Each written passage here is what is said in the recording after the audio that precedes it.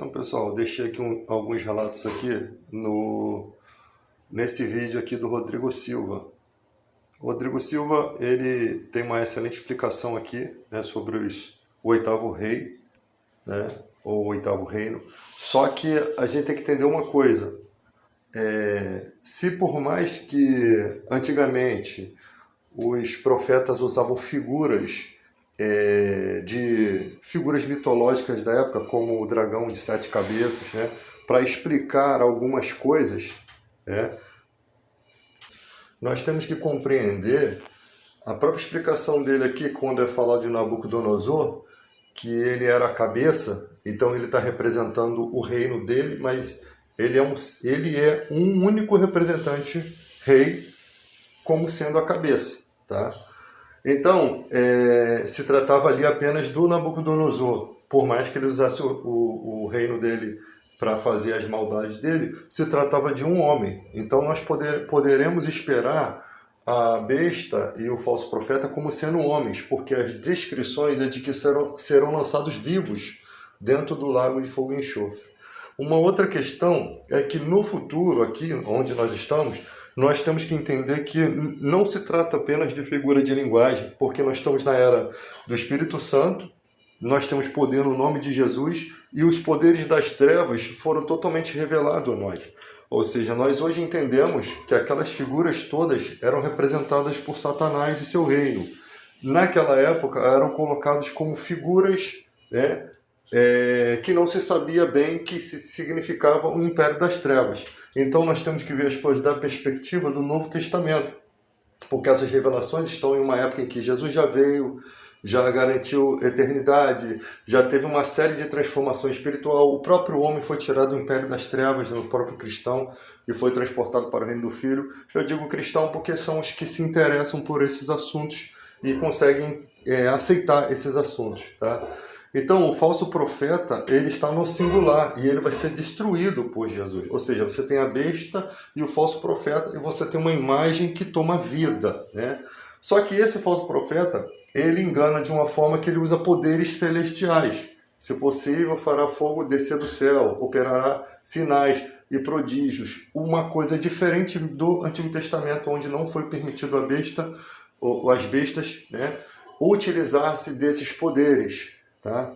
Não foi permitido a eles. Dessa vez, o engano ele é muito maior. Né? Por quê? Porque todo esse acontecimento ele ocorre antes da instauração do milênio. Né? Ou seja, é as dores de parto. Quando o Messias estiver vindo em sua glória, na literalidade das nuvens, porque os anjos confirmaram que ele foi nas nuvens e voltará nela. Isso conecta aos textos bíblicos, é sempre bom lembrar isso. Os textos de Paulo, né, que falam do arrebatamento. Então ele voltará com grande poder com seus anjos e ali ele amarrará Satanás por 1000 anos. Ou seja, Satanás não quer ficar amarrado. Ele vai ficar amarrado durante 1000 anos para não tentar as nações. Ou seja, ele não quer ficar preso. Ele quer ficar solto. Mas ele vai ser amarrado por 1000 anos. No final ele vai ser solto para tentar as nações que vão estar fora ali do reinado do milênio.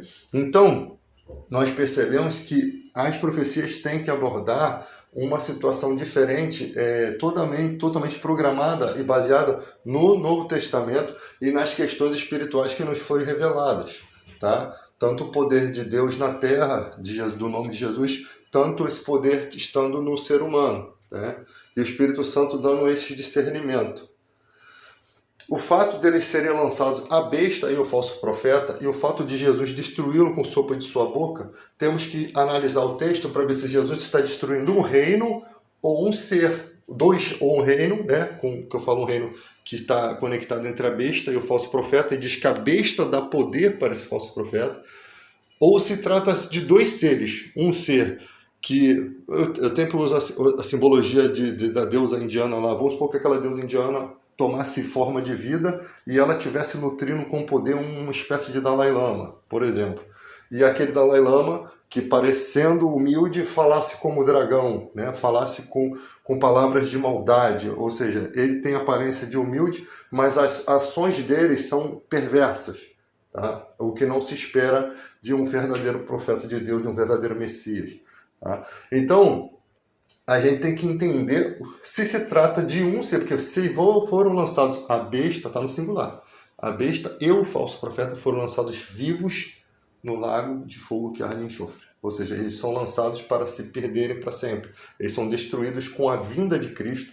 E no momento da vinda de Cristo já estará ocorrendo no mundo a selagem dos seres humanos, né?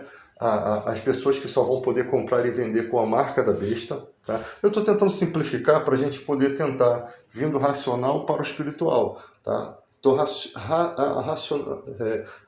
deixando de forma racional para que seja bem compreensível, até para as pessoas se interessarem, para ver, porque tem muita coisa ali que não dá para se compreender sem debate teológico, sem pessoas realmente conhecedoras dos temas ali. Tá? Então, no momento da vinda de Jesus, ele vem para destruir um sistema que já estará operando no mundo, e os cristãos estarão nesse sistema. Porque o que acontece? Na vinda de Cristo é que acontece o traslado de quem está vivo e a ressurreição primeiro dos que estão mortos no Senhor. Cabe-se entender que aqueles mortos são os mortos daquela época ou se são os mortos de todas as épocas do mundo. Porque eu acho que não caberia nem pessoas, dessa quantidade de pessoas que morreram justas no Senhor nessa terra, em todo esse tempo de vida dos seres humanos. Possivelmente, eu não sei, quem ressuscitará ali são os mortos que morreram na época da perseguição ali, né? Que vão reinar, que possivelmente primeiro, vamos entender, esses vão ressuscitar primeiro, os que estiverem vivos serão transformados e se unirão e subirão até as nuvens, que é literal, na vida de Cristo, estarão para sempre com o Senhor. Para sempre onde? No milênio? Reinando, eles descerão com Cristo até a terra para reinar o milênio? Há dúvidas a respeito disso, mas parece que sim. E os decapitados, porque testemunharam. O que eles testemunharam? Eles testemunharam isso, que as pessoas não deviam aceitar os falsos cristos, que está lá no início lá das tribulações que Jesus fala, virão falsos cristos. Guerras e rumores de guerra, mas o fim não estará próximo nas épocas de guerra. Né? Nação se levantará contra a nação, também não está próximo. Aí vão vir os falsos cristos, terremotos e maremotos tremendos a ponto dos homens desmaiarem de sofrimento, de pavor, né? Ou seja, as placas tectônicas vão estar como nunca bagunçando esse mundo, né? Elementos do céu caindo, elementos do céu, os poderes do céu serão abalados, né? Então, quando falo os poderes do céu, podem ser também espiritual, mas ali se trata de catástrofes naturais, então possivelmente poderes que estruturavam, que garantiam as forças celestiais, de repente os anjos que controlavam aquilo ali, não sei, né? Que os anjos que Deus faz de labareda de fogo, de vento, né? A gente não sabe quem é que está controlando esse mundo espiritual que a gente vê aí, com todo esse sistema que o ser humano só descobre os cálculos atmosféricos. Mas ou pode ser a própria palavra de Deus que controla isso, ou pode ser milícias celestiais de anjos que podem controlar isso, não sabemos. Paulo diz que o mundo não é feito daquilo que a gente está olhando, né? Então tem muita coisa ainda para se entender. Então, para não demandar muito, né? A gente precisa entender que aí tem as catástrofes e tal, os homens de maior de dores, aí que começa o sistema da besta, parece. Depois dessas questões aí, né? E ali você vê as pessoas aceitando esse selo, aceitando comprar e vender como se fosse um Bitcoin, por exemplo. O selo do Bitcoin já é o B da besta, como se fosse um símbolo que as pessoas entendem que esse símbolo ele representa o nome da besta, né? O símbolo, a marca, né? Ou o nome da besta, que vai estar na fronte, na testa, nas mãos.